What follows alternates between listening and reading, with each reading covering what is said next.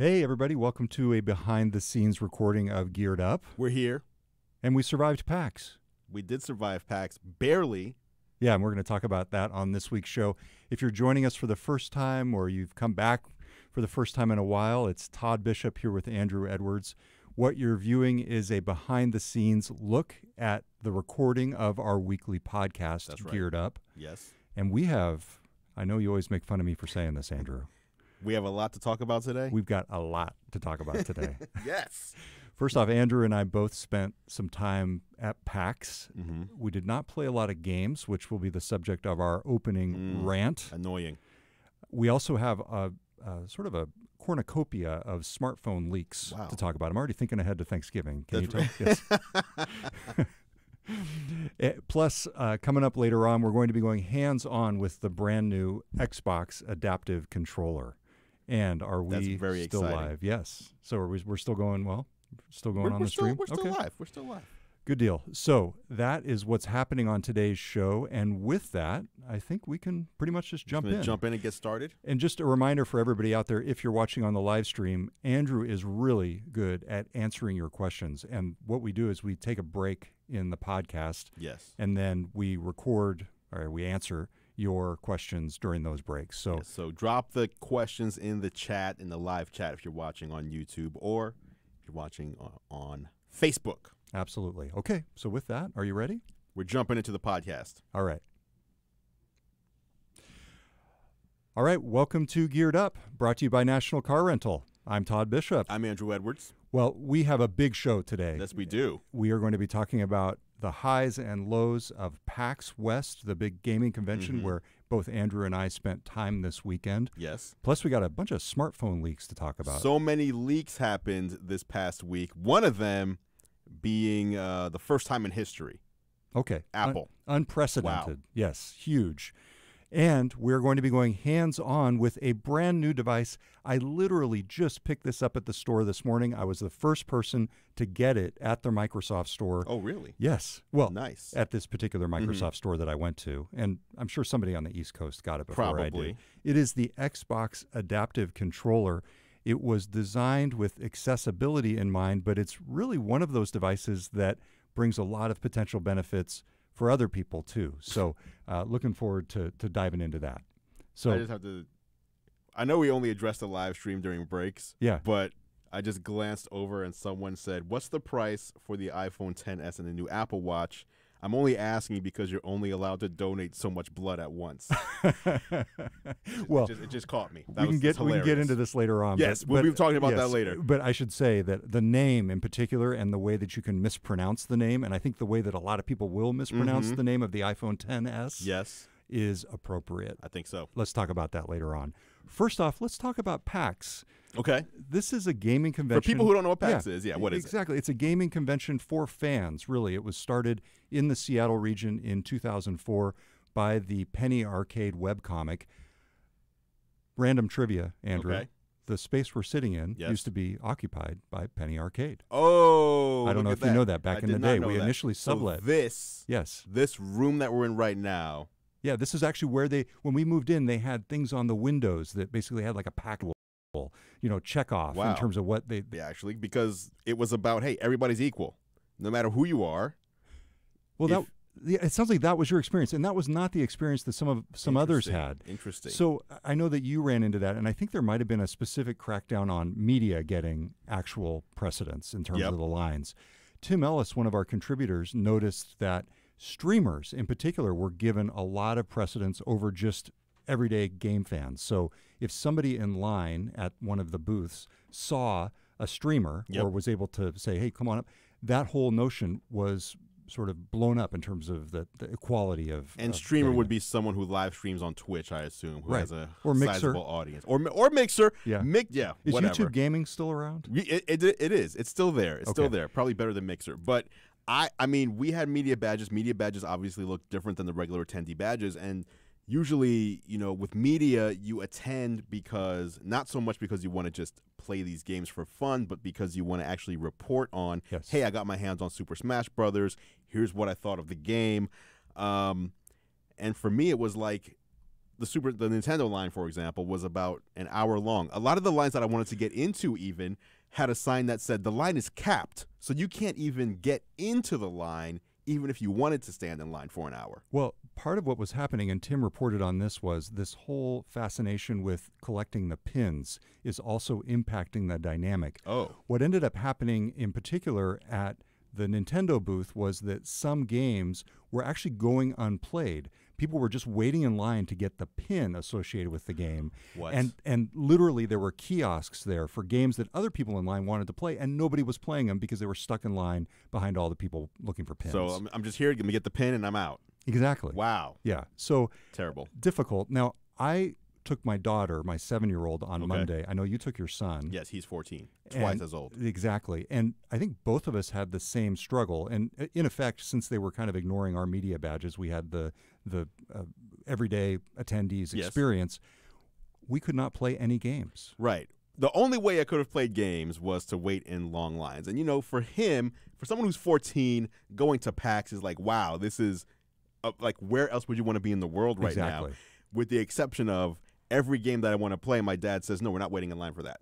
So we're going to walk around and find things that have no line, which means they're probably not that good because otherwise, why would there not be a line there? The one game that we had a good time at was Pit People, and then later I find out, oh, this game came out 5 months ago. That's why there's no line here. We can be playing this at home. This is the game where you're essentially dueling with the controllers, and you're controlling like some kind of dog. Yes. Yes. No. It's just am I thinking of the wrong? Okay, a bunch of different characters. I'm thinking of a different game. Okay, that must be a different game. Dog. No. Okay. I take that back. I remember Pit People now. The one that I was talking about earlier was a different game. Okay. Pit People kind of looks like a loose version of like Catan. It has these different. What is that shape? Octagons, hexagons. Yes. Yeah. That one looks cool. I'm a big fan of Behemoth games. But yeah, it was just tough to be there. I know that if I was his age, I would be like, this sucks. Like I'm at this thing and I can't play anything cool because you're unwilling to stand in lines, but that's what everyone else is doing. How come they're all doing it and we're not doing it? The game that the platform that I really wanted my daughter to experience, because we don't have a PS4, I wanted her to try out the PSVR. And so we actually waited in line for that, and come to find out that was by appointment only, and you had to download the app and reserve a time. And then, of course, because there's no cell phone reception in the convention hall, I was sitting there. It was like I felt like I'm surrounded by all of this opulence and technology and really kind of the next cutting edge stuff. And I can't, it's this close and I can't even send a text message. I couldn't download the app to reserve a time. Right. And yeah, so there was one pin. I wasn't there to collect pins, but there was one pin where the guy was like, hey, yeah, just download our mobile game and we'll give you these pins. I was like, I can't download anything right now. What do you mean download a game? Do you know where we are right now? So no, I will say in terms of the games that some of our other contributors got to experience, Thomas Wild, one of our writers, got to spend a lot of hands-on time with the new Valve digital card game, Artifact. And it's a big kind of a bit of a womp-womp from Valve because everybody's waiting for, what, Half-Life 3 or Portal 3? Is that Portal right? 3 would be nice. Half-Life 3, are we still waiting on that? It's been like 15 years. No, it's been, I think it's been about a decade, actually. Oh, only years. 10. Sorry. Right. Sorry. So that is really a new card game from Valve, and it's too bad that this is not basically coming after the sequels that everybody wants, because his assessment of Artifact was that it's a pretty cool game and something that especially folks who like those kinds of card games, which are really hardcore gamers. I mean, these are people who grew up on D&D, and were you a big Dungeons & Dragons player? I've never played it in my life. I can't believe... I want to! Andrew, this should be the topic of a future show. I want to play it. We should have folks in here who know what they're doing. Can we do that? Claire, the producer of the show. Yes. That's a great. What do you mean it's on your list? We need to do it. That's the hot new thing with some of these startup CEOs, by the way. They get together and play D&D. What? Yeah, it's a little old school. At any rate, Artifact, the game from Valve, coming out later this year, worth checking out, even if you are disappointed that it's not the sequel to Portal or Half-Life. My daughter's favorite game, her game of the show. What is it? Meow Wars. That's the only game you get in line for, isn't it? So it's apparently an artist/developer who made it, and this is his pet project. We're going to commercial. This is crazy. It's It's another card game, and it's funny because I was having a conversation with her on the show floor, telling her about Artifact, and she was like, "Wait a second, it's a card game? What? Why would anybody play a card game on digitally?" Yeah, exactly. Yeah. And then we found Meow Wars, which as a 7-year-old was right up her alley, and she loves it. And it's actually, to your point, it's available now, so it's not like you're getting early access to these games. It's on Google Play, Android, iOS, and Steam. So check it out. PAX needs to have a media day. Yeah. I was told they had a media hour. They did, and I was there, and it started half an hour late. Oh, geez. And then here's the problem. The media hour is also open to other exhibitors. And so there were actually quite a few people in there, and I had a hard time, even during the media hour, getting access to games. So, and I realized, I recognize that we're kind of preaching as media, quote, elites when we say this. Right. But I understand that too. Yes. But when people tune into the show, they want to know. They want to know what we thought of these games, and we had hands-on impressions because some people couldn't make it out to the show. We can't give them what they're hoping we can tell them because we didn't have access. I can tell you that there are people out there who are thinking, "Come on, guys, suck it up.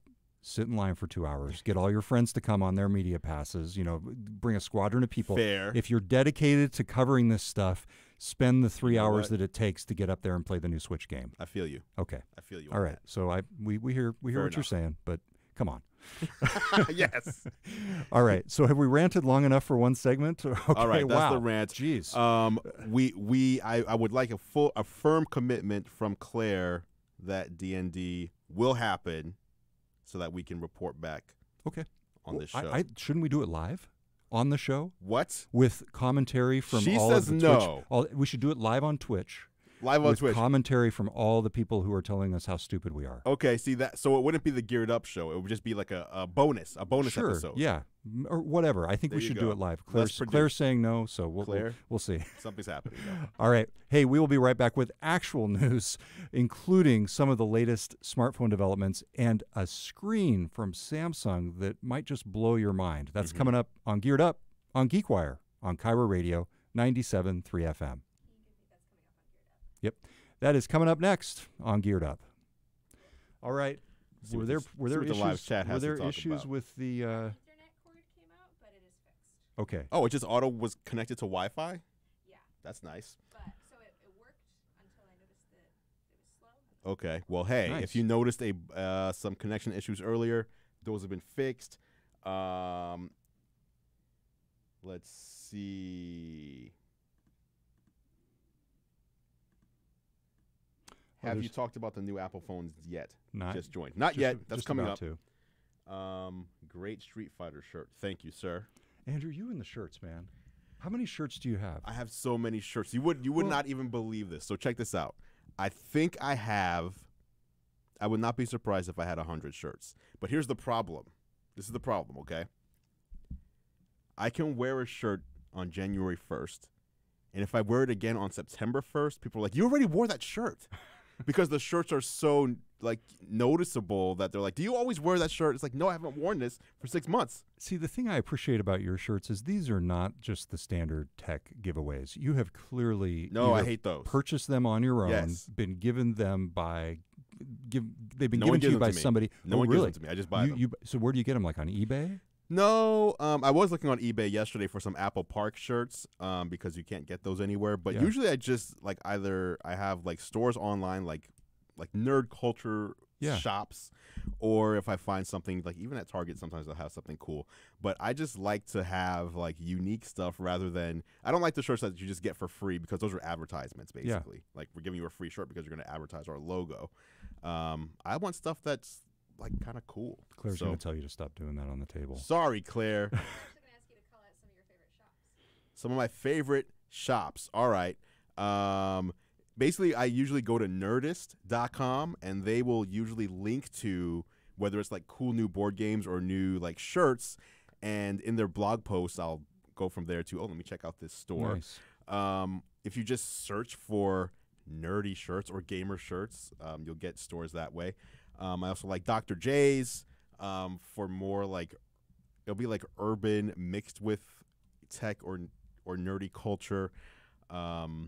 Man, there's a store in our mall. I forget the name now. But anytime you walk by like a store in the mall, if you peek in and you see like weird Japanese stuff, just go in there. Nice. Because Pro like tip. if you see like Hello Kitty, you're like, I don't want Hello Kitty stuff. No, just go in anyway, because Hello Kitty's in the front of the store. When you go to the back of the store, it's going to be all like, gamer stuff. Nice. Okay. Hello Kitty's the You're secret. doing way better than my Detlef Shrimp Sonics shirt. But I will say my favorite shirt that I have that's kind of like everybody comments on is my Sonics shirt with Kevin Durant on it. It's Kevin Durant's jersey yes. in a shirt. Yes. That is a bitter pill. That's a good shirt, though. It is. It's That's a collector's good shirt. item and just a glimpse of what could have been Yeah. on a totally different topic than we're talking about on this show. True. Okay.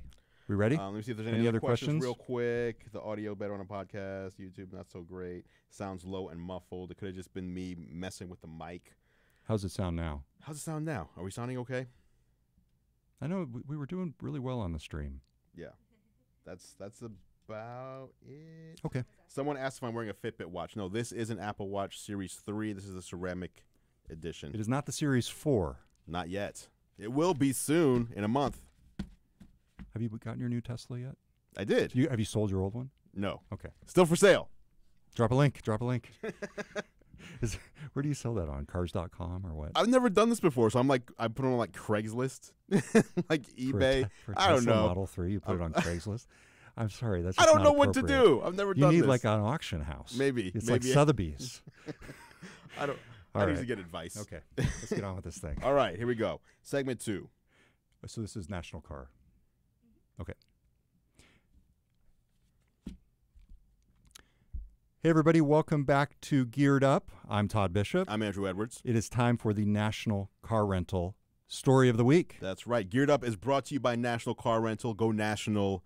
Go like a pro. You can find Andrew's show, Technically Speaking, on the nationalcar.com control center or youtube.com/nationalcarrent. What the heck is Technically Speaking, Andrew? Technically Speaking is the show where I tell you Yep. all the best tech, gadgets, and gear that you need for traveling. So whether it's business travel or leisure travel, I kind of tell you just the best stuff that you should have with you to make travel easier or more fun. Nice. Or more productive. All right, good deal.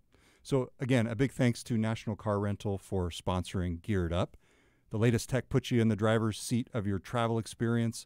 National Car Rental's Emerald Club will keep you there. Yes, it will. All right. What is the story of the week? Samsung is getting ready to unveil Uh-oh. a foldable smartphone. This is crazy. So before you start thinking back to things like the Sidekick Or the Razor.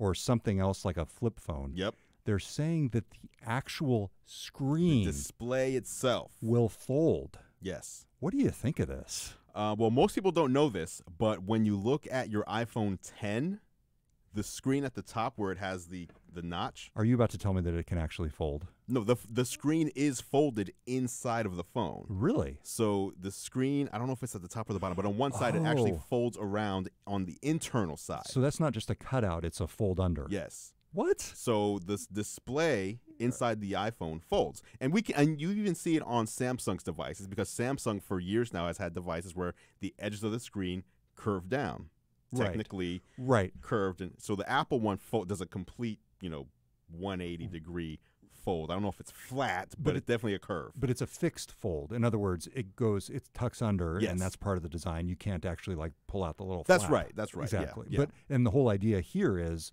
in some way, and to be clear, they're just talking about this now. They have Mhm. not actually shown it, although they say they are very close to completing the development of it. And it could be detailed as early as Samsung's developer conference in November. Right, which is crazy because Samsung has already released their major phones for 2018, at least as far as what we would traditionally expect. They released the Galaxy S9 and S9 Plus a few months ago, and then right before the iPhone, gets announced, they released the Galaxy Note line. So the Galaxy Note 9 just came out, like 2 weeks ago. And usually that's it for Samsung until the Galaxy S10. And we're hearing that, they may come back and say, hey, we're not done yet. Check out our the rumor name, Galaxy X. X, not Which- 10. Not 10. Not 10. Galaxy X, but they spell it Galaxy 10. But are you joking? No, I'm just kidding. That's a Okay, joke. That's a jeez. joke. Oh my God, you almost just blew my No, mind. it's on Galaxy that one. X. It's Wow, Galaxy I was X. Yeah, that was good. That was really deadpan. That was really well done. And to be clear, this phone allegedly would be similar to my phone here, but you can open it like a book and double the size of the display. Okay. Does this sound familiar at all to the Windows universe, to the Windows Phone universe? This is What? They have basically that? the device. Oh my God, no, they don't have it, which is I mean, the did problem. They have been rumored off and on over the years to be working on some sort of device like this. They always deny it. You know, Jay Allard back in the day was working on the Courier at their Pioneer Square Skunk Works. That looks so cool. And it was basically going to be like a tablet for creatives that you could just sort of fold up. Creatives. Right. That's such a weird term. People who like to create things. Right. Like But all of us. This was basically 2 displays, though. Yes. And what we're talking about now is one display without any sort of plastic in between. Seam. True. You're basically folding the display in half when you close the phone. But more recently, Microsoft was talking about, or at least rumored to be working on, a similar device, and I don't know the specifics on that to the level of knowing whether it was a hinge or an actual foldable display. I wonder if this announcement from Samsung that they're planning to come out with this isn't sparking some discussions inside Microsoft, like, hey, let's accelerate the development of this thing, or let's revive this thing that we might have killed, Right. because otherwise they're going to look like they're behind Samsung. Although the practical realities and the physics of consumer electronics are they probably could never get this thing out in time if Samsung is going to be detailing it in November. Yeah. Not releasing it in November, but Microsoft will have to announce it in October to look like they were ahead of them. At any rate, fascinating story. And the key question here that the Samsung people are asking themselves, according to their executives, is can it go beyond novelty? Can the idea of a foldable screen not just perhaps take up less space in your pocket, but also provide some kind of utility that would make you want to buy the device for more than just having a cool foldable screen? Okay. And they have not answered that question publicly yet. Do you have an answer to that question? I don't, and I've been thinking about this since reading that. Other than maybe some kind of weird input mechanism where I don't know. My mind is not big enough to figure this out. This is why we have hardware and software engineers in the world. True. Not just, people like me. I'm thinking I have 2 ways of how this could look. Either it would be like, do you remember the Game Boy Advance that folded? Mm-hmm. So you would have your standard size smartphone, which smartphones are getting bigger and bigger every year, and that would just fold in half. Yeah. So it would be a compact thing. But thicker. But thicker. Yes.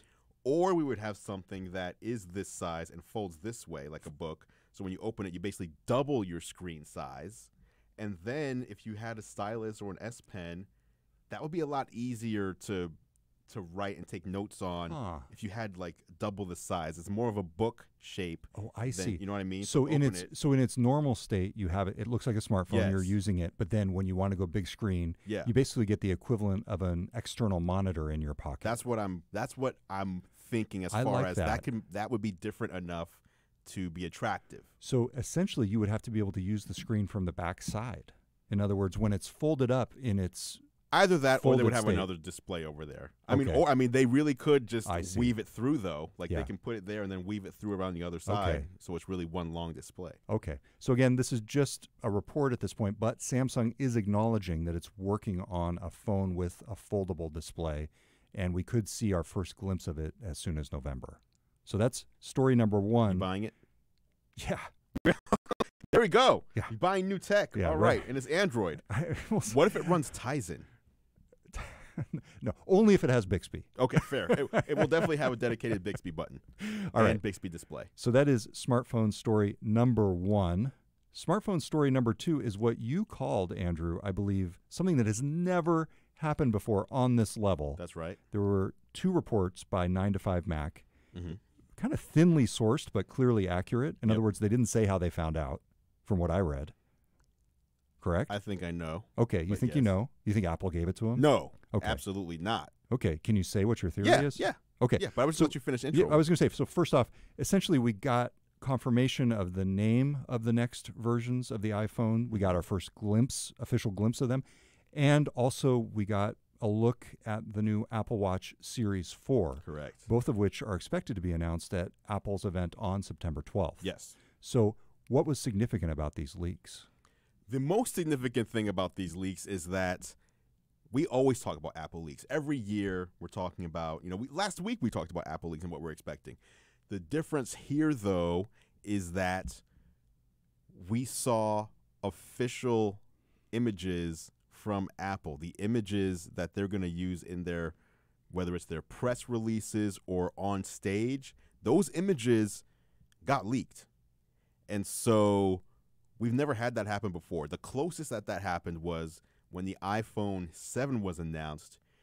Right as they took the stage, the Apple Twitter account tweeted, "Here's the brand new iPhone 7 with all the features," in the tweet.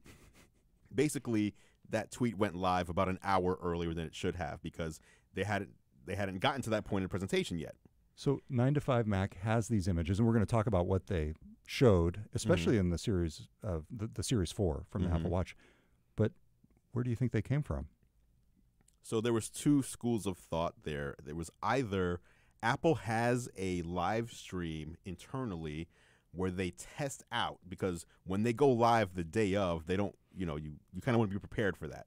So they test the stream. Usually they play old stuff on the stream. So they'll play, last year's event just to make sure everything's working. So one of the rumors was that they were playing the presentation from this year, this upcoming event, Like a draft on like that a stream, run through, like a on run that. through. So if that was the case, that would be one way to just screenshot those and images. tip off your friends at 9 to 5 Mac. Exactly. The other way is the other one I heard was that they were just trying out URLs. So based on the history, like when the iPhone 10 came smart. out, here's the iPhone 10's URL. So okay, if we think the name is 10s, then let's try iPhone-XS or iPhone-X-S, or just kind of messing around with the URLs to see if something would come up, and something came up, and grab the images, and then that's it. So either way that it happened, or maybe it wasn't one of those two ways, but I think it's definitely one of them. The end result is Apple's official images are now in the hands of the public. So what did we learn from them? We learned a couple things. What we learned was, number one, the iPhone XS is going to be available in gold with a stainless steel finish. We can see that. Two sizes, as this is all stuff we've talked about in the past. So you're going to have the iPhone 10 size, and then you'll have the plus size. So you'll have a 6.5-inch version as well as the 5.8. And then the Apple Watch Series 4 will also come in that same stainless steel gold finish, almost the same color as the Invite, the Gather Round Invite. But that watch has now almost like a full screen display with very minimal bezels, which is kind of where Apple's going across the board. So the iPhone 10 and the new phones, minimal bezels, the watch, minimal bezels, and then the rumored iPad Pro, which was not part of that leak, but is expected to also have that same no bezel look. So that's kind of what Apple's going for with all of their upcoming products. And the Apple Watch in particular, there was a watch face that they're showing. It's a new round watch face. Maybe that's where I always wonder what the Invite is teasing, Right. like gather round. Gather round. So it was gold, and we see all this gold, and then the round watch face has 9 complications on it. And a complication, if you're not aware, is basically you can add 9 different pieces of information to your watch face. Currently, I think the most you can have is 4. Yeah, I think it's 4, maybe 5. But so it's almost doubling now. So just because of that extra screen real estate that you're going to get on the watch. So those are the two things we found out. Not much more than that, because we still don't know. A lot of people are like, well, now we know everything. Well, we don't know about the processor. We don't know about the speed. We don't know, we know what it looks like. We have the visual, but there's still things that Apple, there's no way for us to know unless someone physically got a device in their hand. And then the last thing we learned was confirmation of the name, the iPhone XS. iPhone XS. Which is visually the iPhone XS, Uh-huh. which is how I think a lot of people will be making fun of this thing, right? Right. Because I it's going to think- cost a lot of money. Well, It's excessive. I mean, I think the smaller version, the version that's the size of the iPhone 10 currently, is going to cost less than this year's iPhone 10 costs. So technically, it's going to cost a little less. Okay, so then our last smartphone story Yeah. is the Pixel 3. Yes. Pixel 3 XL. Yep. Pixel 3 XL. I didn't actually show them the photo because you never Okay, did. Can okay, you take a yep. picture of it? All right. So just so you have this on the live stream, here is the photo of the iPhone 10s. All right. So as you can see there, or as you saw there, Yep. that was the gold color. So that's what we have. That's the new color for the year. That's how people will know you have the new hotness. So is the form factor though essentially the same? Same as the form iPhone factor as 10? the iPhone 10, and Yep. then you'll have the larger version as well. What did not leak was the entry level LCD iPhone, whatever that's going to be called. Which is 9. you could think of it as the iPhone 9 because Yes. it's the successor to the 8. Right. That Although has not been no home button. As No we home said, button, all yeah. the new devices will have no home button. same design. Yep. Okay. Yep. Full screen with a notch. All right. So our last smartphone leak wasn't so much a leak as it was a left behind. That was Uh-oh. the Pixel 3 Pixel 3 XL. XL, which was left on In the or back of a lift. in the back of a lift, which Right. is reminiscent of the old iPhone left in a bar. That's right. Which so there's a many joke years in here ago, somewhere. If you were around back in the day, the iPhone 4 was leaked by Gizmodo in spectacular fashion. Gizmodo back in that day would post maybe 25 stories a day. When you woke up that morning, there was one post and there was no post for like the next 48 hours. It was just, here's the new iPhone that's coming. Here's a video. And that was probably I don't know if there was been a bigger blog post text story ever. Like that was huge. So what happened with the new Pixel 3 XL? Well, someone left it in the back of his lift, and then so here's the thing. This phone has leaked so much that the driver of the lift saw it and knew, oh, this is the Pixel 3 XL. So let me take some pictures and send it because it was caught. Now he returned it to the owner, but what's funny is oh, really? Oh, no, see, that's interesting. yes. The Lyft driver returned it to the owner. Yeah. By the way, Android Police has all the Yeah, images. exactly. Don't But worry. it- Don't worry about it. I got your back. I'm giving you back the phone. I've already leaked all the Yes. images. So, now I'm looking at it from the perspective of, man, this phone is leaked so much that he wasn't like, oh, what is this? This is a crazy phone. I've Yeah, never seen exactly, this. exactly. He's like, oh, I know what this is. This is that Pixel 3 XL I've been seeing all over the place. How many stars do you think he got from that writer? That's 4 stars. hilarious. What was the problem? Well, Yeah. So, I don't know. Google isn't even, what's weird is Google is not announcing this phone until October. yeah. So They're gonna have to come- yeah. I'm shocked as to how many, like, it's been unboxed. It's been like, I just don't get, like, when did they start building these phones and putting them in boxes and full retail ready to ship, because they're not announcing it for months later. Yeah. And yet people, when they leak it, it's like, here's the box, let's open it up, like they're unboxing it like it's a brand new product they bought at the store. So I am curious to know, though, if you're out there, are you looking forward to the new iPhone? Are you looking forward to the new Pixel? So for people who have not followed the whole Pixel evolution, Yeah. so the Pixel 3 is out.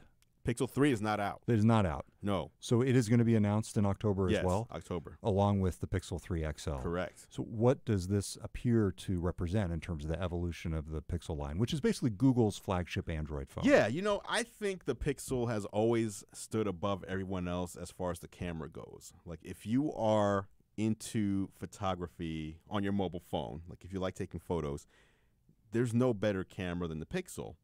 And this notch that everybody's complaining about, the notch is there because they're putting 2 high-quality front-facing cameras on the front of the device. So I'm assuming that's going to mean now the front camera is going to be just as good, if not better, than the back camera.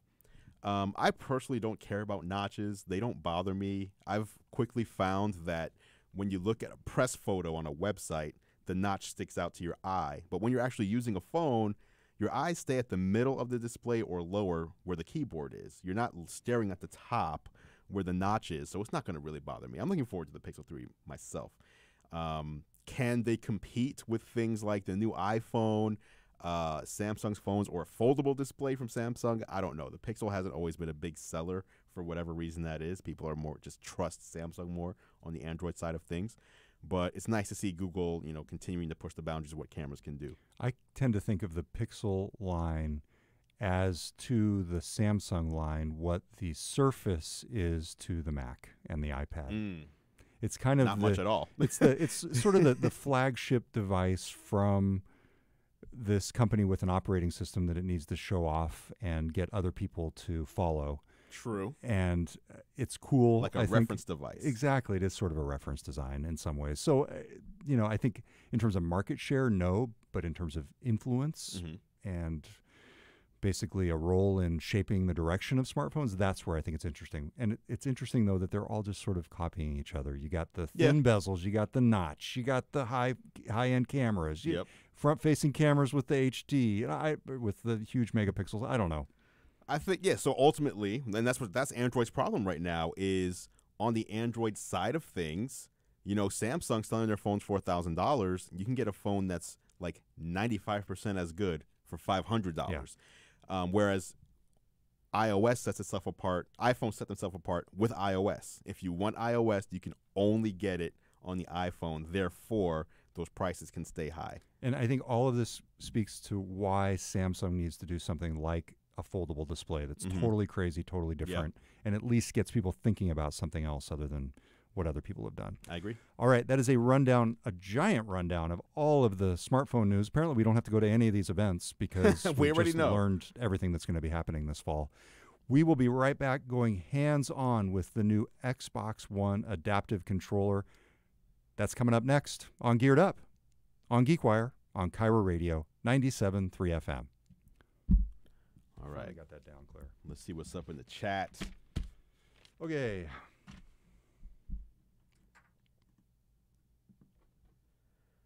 Foldable smartphone, yes. Is that like an iPhone 10 Plus? Yes, there will be. Yeah, pretty much. It's going to be the form factor of the iPhone 10. So it's just the iPhone 10, but in a bigger size. So if you want something that's a plus size of the iPhone 10, that's what that's going to be. Would you get the $400 Series 4 or the $200 Series 1? You don't even have an Apple Watch. I don't. What's going on with you? Nothing. Nothing. The same. Yep. Same old. I would get the Series 4. I mean, I'm not going to go back. Like, that makes no sense. And also, I like to have the latest devices because that allows me to stay on top of, for what I do for work, what's out there and what people are buying. Do you think the new 6.1-inch iPhone budget model will be better than an iPhone 8 Plus? Better. Better. That's a big word. I say better. So here's the reason I say it's better. It's going to have all the updated internals from this year. It's going to have the Apple A12 chip in it, which is better than the A11 chip that's inside of the iPhone 8 Plus. The one thing that stuck out to me, though, at least in the rumor mill, because none of this is confirmed, is that the iPhone 6.1-inch budget model will have the same screen resolution as the iPhone 8. And that's worrisome to me because the iPhone 8, not the Plus, is a 4.7-inch display. So they're basically stretching that to 6.1 inches rather than adding more pixels to make it more dense. That's the one thing. If that's worrisome to you, I got to give you bigger things to worry about. It's worrisome to me from the perspective North Korea, man. North Korea. This guy. It's a first world problem, but still. Now, if you're on a budget, I still think the 6.1-inch will probably cost the same amount as the iPhone 8 Plus will cost when they bump the price down. So if you want something newer, a little bit smaller but newer, I would stick with that one. What else is in there? That's it. Okay. All right, let's go hands-on. All right. Welcome back to Geared Up. Welcome back to Geared Up, brought to you by National Car Rental. I'm Todd Bishop. I'm Andrew Edwards. Hey, we're going to go hands-on. This thing is hot out of the store. I was literally the first person in the University Village Microsoft store to get the Xbox One adaptive controller. So this just went on sale today. It literally just went on sale today. It is. We're recording this on Wednesday, September 4th, and it is now available. It is Tuesday. Thank you, Claire. Yeah, those damn Monday holidays. That's right. It is. Let me see.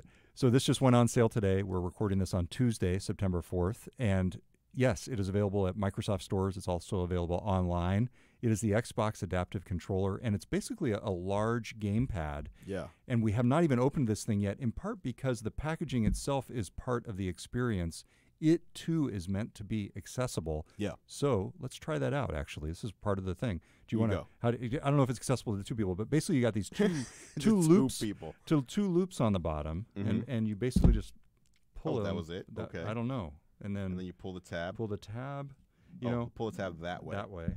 Now, here's what's interesting about the adaptive controller box. Now, obviously, you're using your hands, There we go. Okay, sorry. but Microsoft designed this box so that you can open it completely on your own using just your mouth. Right. So if you don't have hands Or have use of your hands. or use of your hands, you can still open this box all by yourself.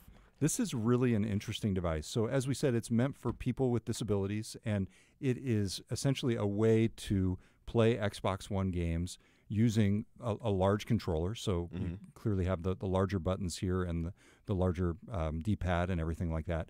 But it also has on the backside a whole series of 3.5 millimeter jacks. I thought the headphone jack was dead. It is not. It is not. And also, Andrew, you were saying this is a USB 3 Yeah, connector? USB-C. Yeah, USB-C Yep. connector. And that actually will allow you to install and use with this controller all sorts of different accessories. You could use joysticks. You could use things that are specifically meant for accessibility, like a sip and puff controller. Yes, there's another USB here, Yeah. regular size on the other side. Right next to the actual headphone jack. Yes, so this is extensible in so many ways. So you can actually hear. I'm surprised. The regular Xbox controller, you don't get that kind of feedback with the click. No. Yeah. So that's what it sounds like when you press the buttons. Let's see. The D-pad, no, you don't get as much of a click. I'm surprised that it's not Those silent. large buttons. Let me see this. So those are the A and B buttons. Wow. Okay. So yeah, A and B buttons here. Interesting. So for people who are listening on the podcast, this is just about, I'd say, about a foot long. It's I don't know, maybe about an inch tall, Yep. and what do you think? 6 inches deep. Yeah. Yeah, I'm not describing it very well, but it's white, and it has just an array of microphone ports on the back. Now check this out. On the bottom, it has the screws you would use for a tripod. Yep, So you can mount it somewhere, so you don't have to hold on to it. that's right. So you can buy this now at the Microsoft Store or online for $100. It just came out. And to me, this is something I want to try out and see if I can maybe get some USB accessories that would extend what I could do with an Xbox One. I think this is pretty cool. By the way, are we giving this away? Are we? We should. Oh, we're giving this away. All are right. we in a position to do a Geared Up giveaway? Claire, Yeah. are we in that position, Okay, Claire? we are. Okay, so how do these contests work as we're now doing it on the fly? Well, here? we're doing it on the fly, so we don't have the contest set up just yet. But by the time, so if you're watching on a live stream, it's not set up yet. By the time this makes it to the podcast, we can have this set up, and you'll just leave a link in the show notes to where people can go to enter. And the way you would enter is to simply be subscribed to Geared Up's podcast, the audio podcast. the audio podcast in your favorite podcast player. Take a screenshot showing that you're subscribed and just submit that to us, and you're entered to win. To me, the big picture theme here is Microsoft in particular has been focusing a lot on accessible design and making products that everybody can use. Yeah. And this is an example of the benefit of that, because I think the interest in this goes far beyond people with disabilities. And other people are looking at this and saying, whoa, wait a second, are there other things that I could do with this controller based on all these inputs that we have? And I think it's going to be fascinating to see how this is used over the next few months as people try out different things with it. And so if you have ideas for how to use this, we'd love to hear them and, Yes, and absolutely. maybe even try them ourselves. Kudos to Microsoft on this one.